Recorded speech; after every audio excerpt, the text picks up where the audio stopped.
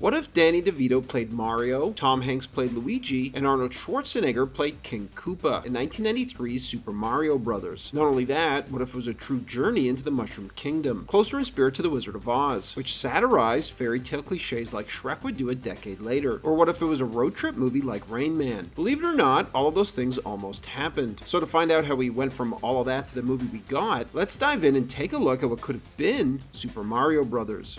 After directing the critically acclaimed The Killing Fields and The Mission, director Roland Joffé found himself at a crossroads. He worried about becoming trapped in a cycle, expected to deliver the same kind of solemn, prestige dramas over and over again. Rather than repeat himself, Joffé wanted to do something no one would ever expect from him, so he made a radical pivot from directing prestige dramas to producing Super Mario Bros. Against all odds, Joffé successfully acquired the film rights from Nintendo, beating out multiple major studios in the process. His pitch was simple, but wildly ambitious.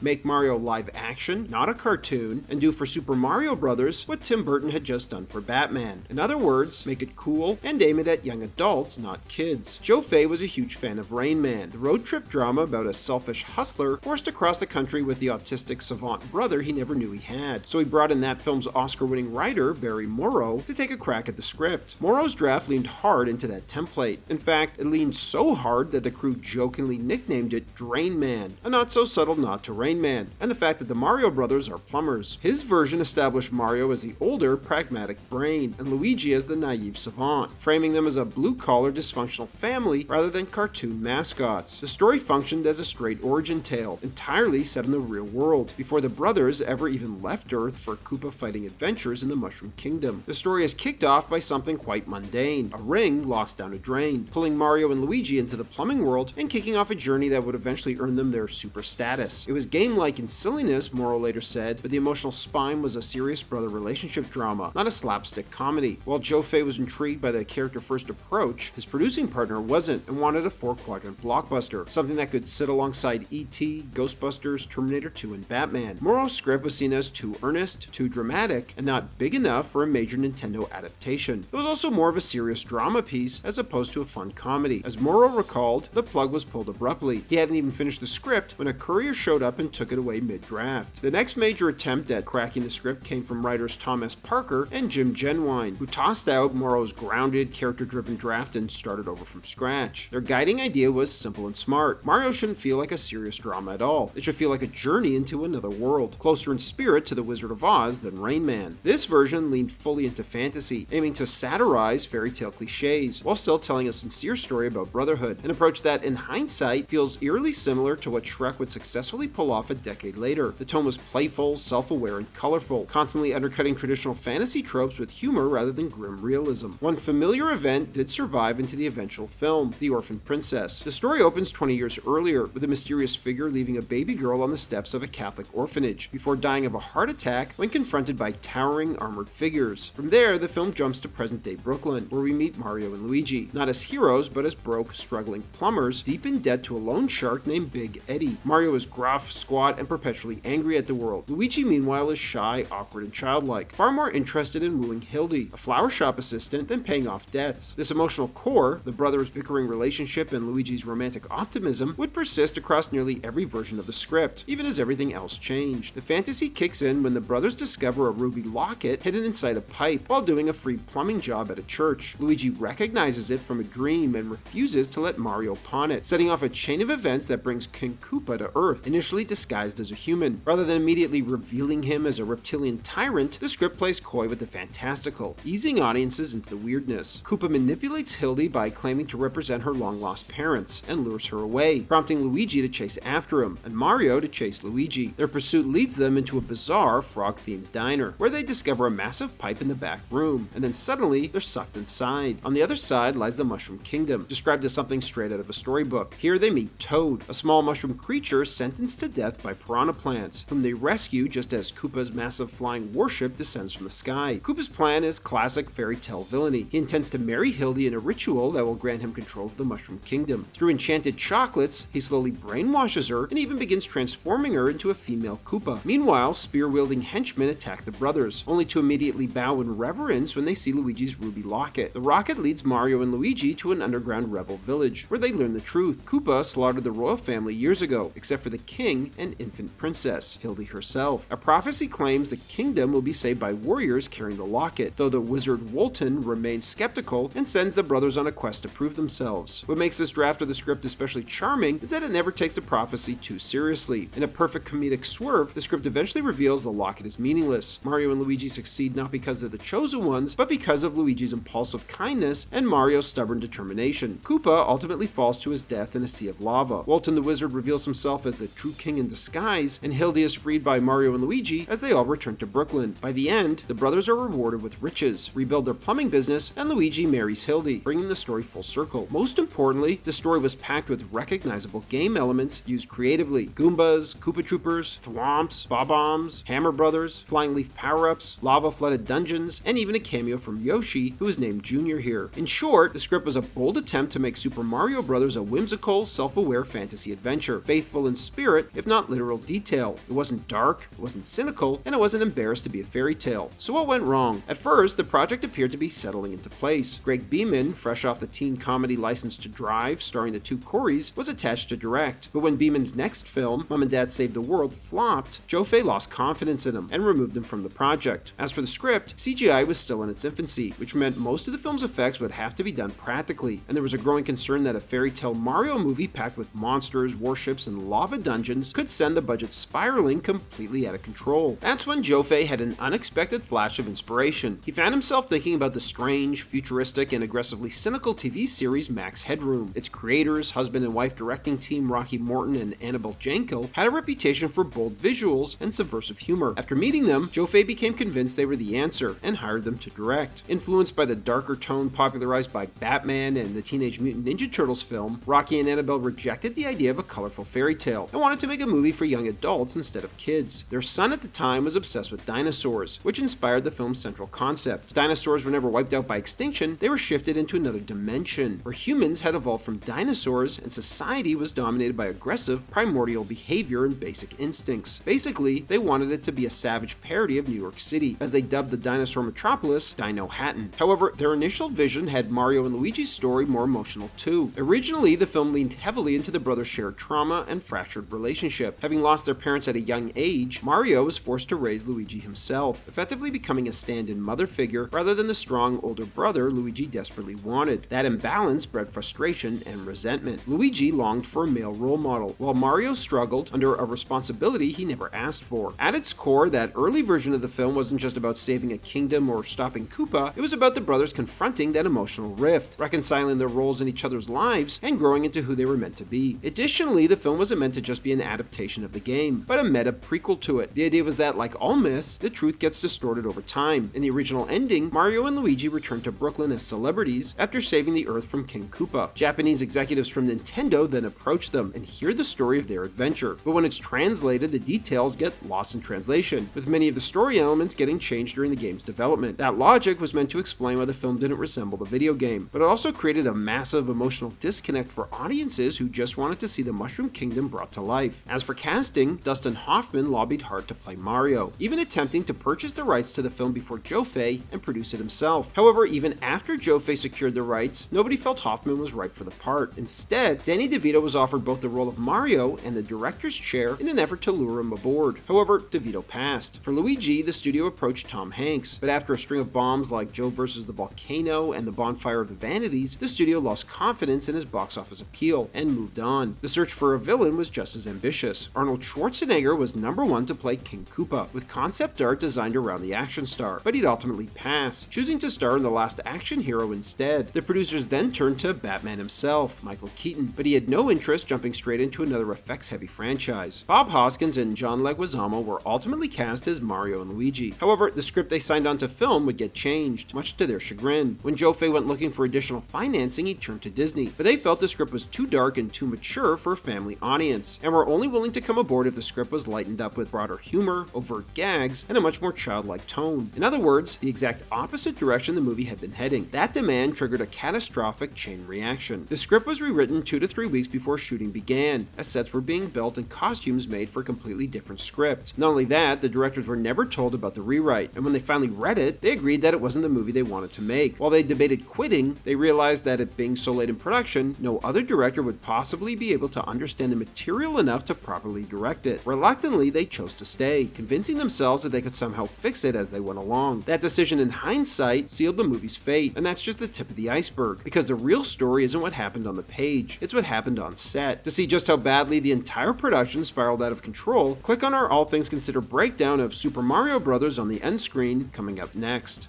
Thanks for watching, everybody, and don't forget to like and subscribe for more of Hollywood's untold stories and unmade movies.